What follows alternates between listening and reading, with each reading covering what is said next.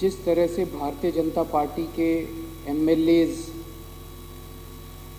जो कह के यहाँ से सदन छोड़ के बाहर चले गए और बाहर जाके चैनलों पे बाइट दे रहे हैं, वो कह रहे हैं कि मणिपुर से उन लोगों का कोई लेना देना नहीं है, मणिपुर उनके लिए कोई विषय नहीं है।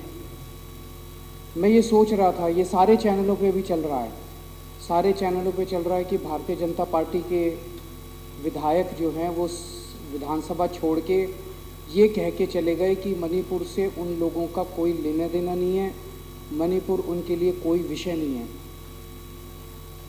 पूरे देश में इस टाइम टीवी चैनलों पे ये चल रहा है और मणिपुर के लोग भी ये देख रहे होंगे। और जब मणिपुर के लोग ये देख रहे होंगे कि दिल्ली के अंदर बैठे हुए विधायक, दिल्ली के विधायक, भारतीय जनता पार्टी के विधायक साफ साफ ये कह रहे हैं कि मणिपुर से उनको कोई लेना देना नहीं है, उनके दिल पे क्या गुजर रही होगी। अध्यक्ष महोदय, ये केवल भारतीय जनता पार्टी के कुछ विधायक नहीं कह रहे, ऊपर से नीचे तक पूरी की पूरी इनकी सारी सरकारें और उनके सबसे बड़े नेता प्रधानमंत्री श्री नरेंद्र मोदी जी का संदेश है कि मणिपुर से उनका कोई लेना देना नहीं। जब से मणिपुर की घटना घटी है, प्रधानमंत्री जी चुप हैं। मणिपुर के अंदर 6500 एफआईआर हो गई 190 दिन के अंदर। 3 मई से लेकर 31 जुलाई के बीच में 6500 एफआईआर हो गई। प्रधानमंत्री जी चुप रहे। मणिपुर में 4000 लोगों के घर जला दिए गए, प्रधानमंत्री जी चुप रहे।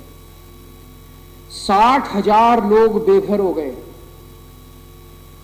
प्रधानमंत्री जी चुप रहे। 150 से ज्यादा लोगों की मौत हो गई, प्रधानमंत्री जी चुप रहे। 350 धार्मिक स्थल जला दिए गए, प्रधानमंत्री जी चुप रहे। केंद्रीय फोर्सेस, आसाम राइफल्स और मणिपुर पुलिस के बीच में खुलेआम झगड़ा हो गया और गोलाबारी हो गई, जो आज तक भारत में कभी नहीं हुई कि सेंट्रल फोर्सेस और लोकल पुलिस के बीच में झगड़ा हो जाए। पूरी दुनिया के अंदर भारत की थू थू हो रही है। यूरोपियन पार्लियामेंट के अंदर इस पे चर्चा हुई, अमेरिका के अंदर इस पे चर्चा हुई, वहां के नेताओं ने इसकी थू थू की, लेकिन भारत के प्रधानमंत्री चुप रहे, कुछ नहीं बोले।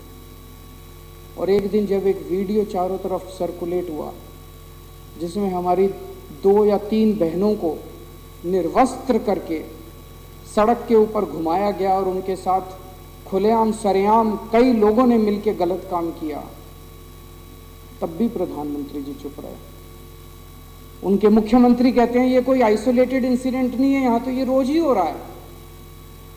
मैं ये पूछना चाहता हूं कि एक देश का प्रधानमंत्री एक पिता के समान होता है सबके लिए। वो जो बेटियां जिनके साथ ये गलत काम किया जा रहा था, या इतनी बेटियों के साथ उनके मुख्यमंत्री का, बीरेंद्र सिंह का कहना है कि ये तो रोज हो रहा है। यहां पे लोग प्रधानमंत्री को रोज याद नहीं करते।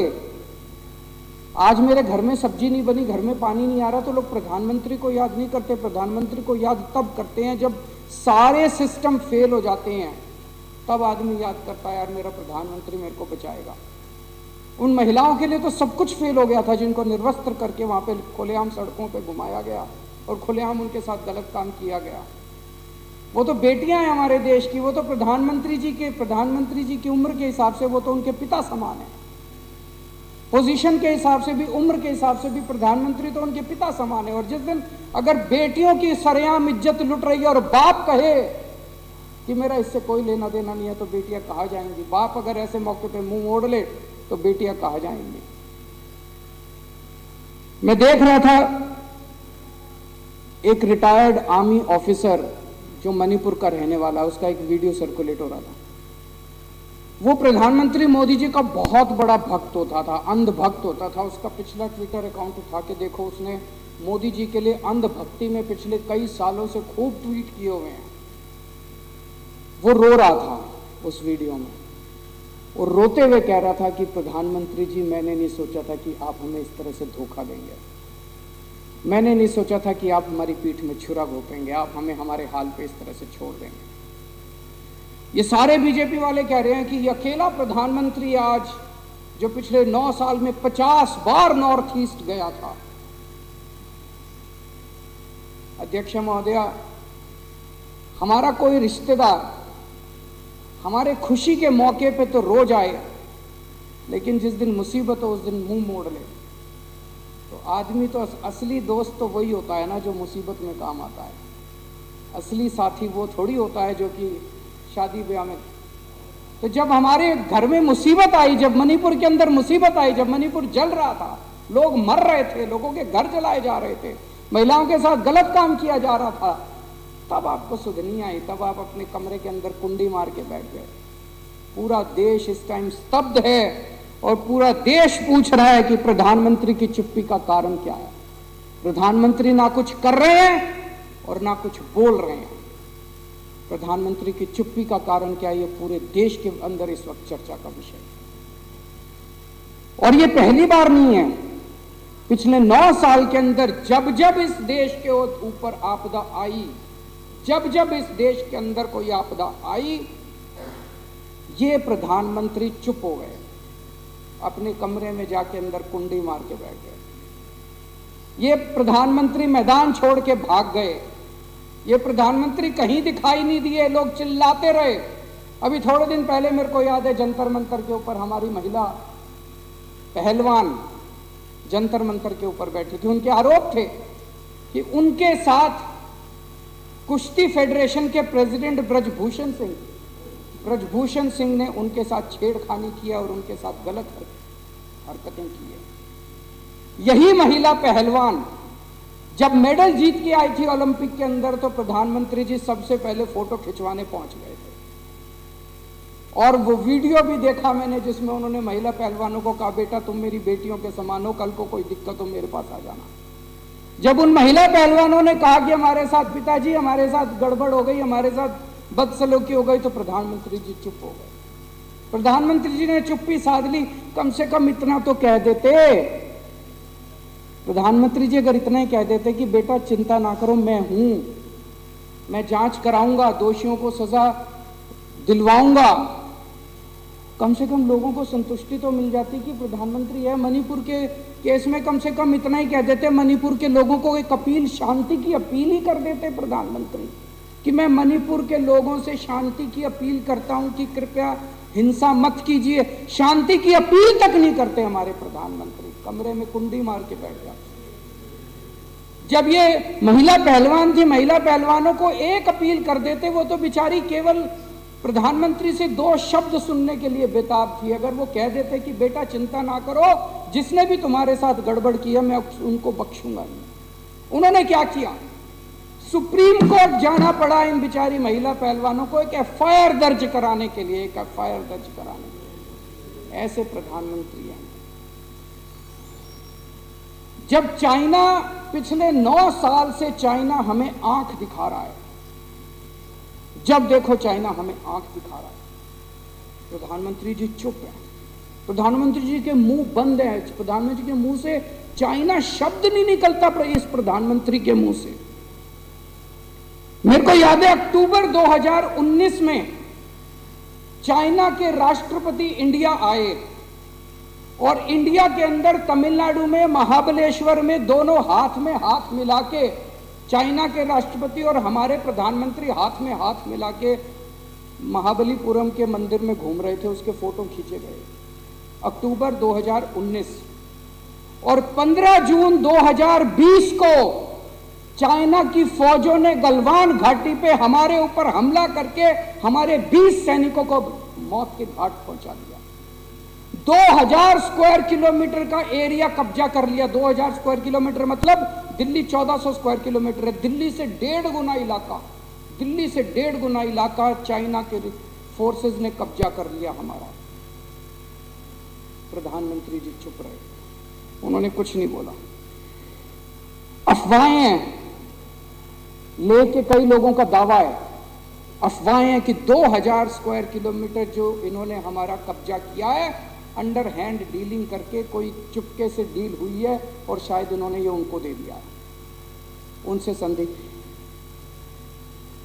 अध्यक्ष महोदय, सबसे शर्मनाक बयान अभी फरवरी के महीने में हमारे भारत के विदेश मंत्री एस जयशंकर का आया। उन्होंने कहा they are the bigger economy, China हमसे बड़ी इकोनॉमी है। What I am going to do, मैं क्या करूं? अरे यार, हमारे देश का विदेश मंत्री कहता मैं क्या करूं? As a smaller economy I am going to pick up a fight with the bigger economy. It is not a question of being reactionary, it's a question of common sense. ये हमारे देश के विदेश मंत्री कह रहे हैं।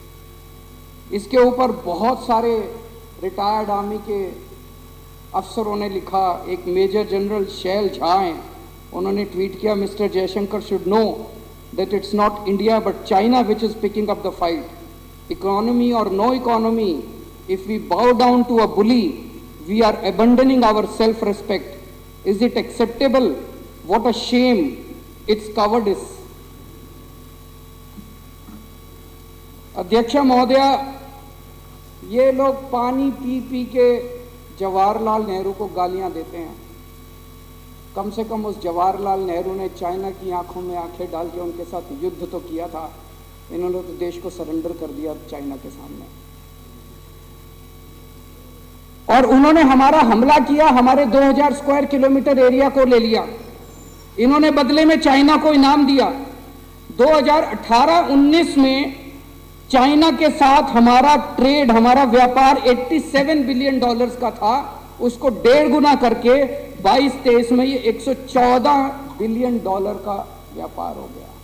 मैं आज देश के लोगों से पूछना चाहता हूं, आपको धंधा करने वाला प्रधानमंत्री चाहिए, आपको बिजनेसमैन प्रधानमंत्री चाहिए, या देश की रक्षा और देश का सम्मान करने वाला प्रधानमंत्री देश? सब लोग ये जानना चाहते हैं कि प्रधानमंत्री चुप क्यों है। अगर हम एक ही काम कर देते, इसमें डरने की क्या बात थी? हम चाइना से इतना माल इंपोर्ट करते हैं, हम उनके साथ इंपोर्ट करना बंद कर देते। मैं प्रधानमंत्री जी को कहना चाहता हूं, आंख दिखाने की हिम्मत तो दिखाओ। हाथ में हाथ डाल के मंदिर में घूमने से इश्क होता है, कूटनीति नहीं होती, डिप्लोमेसी नहीं होती। डिप्लोमेसी करने के लिए तो आपको आंखें दिखानी पड़ती है। अडानी का घोटाला हुआ, एक हिंडनबर्ग रिपोर्ट आई जनवरी के महीने में, जिसने पूरे देश में क्या पूरी दुनिया के अंदर हलचल मचा दी। दुनिया का सबसे तीसरे नंबर पे अमीर आदमी था, तीसरे नंबर पे सबसे अमीर आदमी अचानक जो है उसकी, और पूरा बॉम्बे स्टॉक एक्सचेंज तहस नहस हो गया। लाखों इन्वेस्टर्स का पैसा डूब गया, LIC का पैसा डूब गया, बैंकों का पैसा डूब गया। प्रधानमंत्री जी चुप रहे। अरे एक बार बाहर आके इतना ही कह देते, मैं जांच कराऊंगा, दोषियों को सजा दूंगा, ये तो कह देते, एक ट्वीट ही कर देते कि मैं दोषियों को सजा दूंगा, जांच कराऊंगा, जिन लोगों ने देश का पैसा लूटा, जिन लोगों ने फ्रॉड किया, उनको मैं बख्शूं, इतना ही कह देते। प्रधानमंत्री जी चुप रहे। तो अब लोगों को लगने लगा यार अडानी का पैसा तो सारा मोदी का पैसा है। मोदी चुप क्यों है? मोदी बोलता क्यों नहीं है? मोदी बचा क्यों रहा है उसको? तो लोगों को लगने लगा यार ये सारा पैसा जो है ये मोदी का पैसा है। जनता जानना चाहती है असलियत क्या है। अगर प्रधानमंत्री चुप हो जाएगा और कुछ बोलेगा नहीं तो अफवाहों का बाजार गर्म होता है। चारों तरफ अफवाहें फैलती हैं और देश के लिए अच्छी बात नहीं है अगर चारों तरफ अफवाहें फैले इस तरह से। इनके समय में पिछले 9 साल में 13 लाख करोड़ रुपए के बैंकों के कर्जे कुछ चंद अमीर लोगों के माफ कर दिए गए। इन्होंने नीरव मोदी को भगा दिया, इन्होंने मेहुल चोकसी को भगा दिया, ललित मोदी को भगा दिया, विजय माल्या को भगा दिया। वो क्या कहते हैं जो क्या नोटिस होता है जो बाहर जाने से रोकने के, नहीं, वो मनीष के खिलाफ करा इन्होंने लुकआउट नोटिस। नहीं, लुकआउट भी नहीं होता, कुछ नोटिस होता है। भाई तुमने मनीष के खिलाफ वो नोटिस कर दिया यार, थोड़ा नीरव मोदी के खिलाफ भी वो नोटिस कर देते। वो यूं ही भाग गया वो एयरपोर्ट से बैठ के। वो कोई वेश बदल के तो गया नहीं, नीरव मोदी भाग गया, मेहुल चौकसी भाग गया, विजय माल्या भाग गया, ये यूं ही भाग गए, भगाए गए। देश जानना चाहता है प्रधानमंत्री जी आपका इनसे क्या रिश्ता है, क्या डील है आपकी इनसे, ऐसे ही थोड़ी भाग गए सारे के सारे। अभी आरबीआई की रिपोर्ट आई है 16,000 विलफुल डिफॉल्टर। विलफुल डिफॉल्टर का मतलब होता है जिनके पास पैसे हैं, जानबूझ के नहीं दे रहे। एक तो है भाई कोई बैंकरप्ट हो गया, उसके पास पैसे नहीं है, धंधा चौपट हो गया। एक है विलफुल डिफॉल्टर। विलफुल डिफॉल्टर वो होते हैं जिनके पास पैसे हैं, नीयत नहीं है, वो दे नहीं रहे। आरबीआई कह रही है 16,000 विलफुल डिफॉल्टर है जो नहीं दे रहे। तो क्यों नहीं दे रहे? उनको जेल में नहीं डालते, उन पे ईडी नहीं करते, उन पे सीबीआई नहीं करते। तो प्रधानमंत्री से पूछना तो चाहते हैं लोग कि भैया आपका क्या है उनके साथ, क्या डील हो रही है? ये जनता पूछना तो चाहती है ये क्या अंदर खाने चल क्या रहा है? ये 16,000 विलफुल डिफॉल्टर। हमारे प्रधानमंत्री जी चुप क्यों हैं? बोलें तो सही, कुछ तो बोलो प्रधानमंत्री जी। आपके केंद्रीय मंत्री के, जब किसान आंदोलन चल रहा था, केंद्रीय मंत्री के बेटे ने किसानों के ऊपर लखीमपुर खेरी में जीप चढ़ा दी। वीडियो है सबके सामने, उसका सबूत है सबके सामने। प्रधानमंत्री जी चुप रहे। हमारे किसान भी प्रधानमंत्री जी के लिए कोई मायने नहीं रखते, सरेआम जीप उनको कुचल दिया, प्रधानमंत्री जी चुप रहे। 14 सितंबर 2020 को हाथरस में एक दलित बेटी के साथ, 19 साल की दलित बेटी के साथ 4 लड़कों ने गैंगरेप किया। प्रधानमंत्री जी चुप रहे, कुछ नहीं बोले। और अभी हरियाणा के अंदर पहले नूह में और उसके बाद सोना में और फिर गुड़गांव के अंदर सरेआम 2 समुदायों के बीच में हिंसा हुई, पूरे दुनिया के अंदर छूत हुई। प्रधानमंत्री जी चुप रहे। अभी थोड़े दिन पहले एक भाषण दिया प्रधानमंत्री जी ने, फलाने उन्होंने 2-3 नेताओं का नाम लिया, फलाने नेताओं ने 17,000 करोड़ रुपए का घोटाला कर दिया। 3 दिन बाद प्रधानमंत्री जी उनको अपनी पार्टी में शामिल कर दिया। जनता जानना चाहती है जी 3 दिन के अंदर उस घोटाले का क्या हुआ? प्रधानमंत्री जी चुप रहे।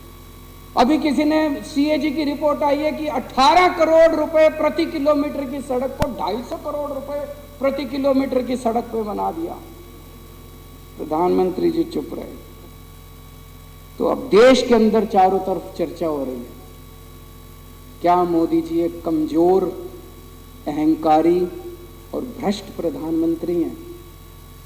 आज ये सदन प्रधानमंत्री जी से अपील करना चाहता है कि बाकी बातें बाद में हो जाएंगी, मणिपुर को संभाल लीजिए, कुछ तो कहिए, कुछ तो करिए।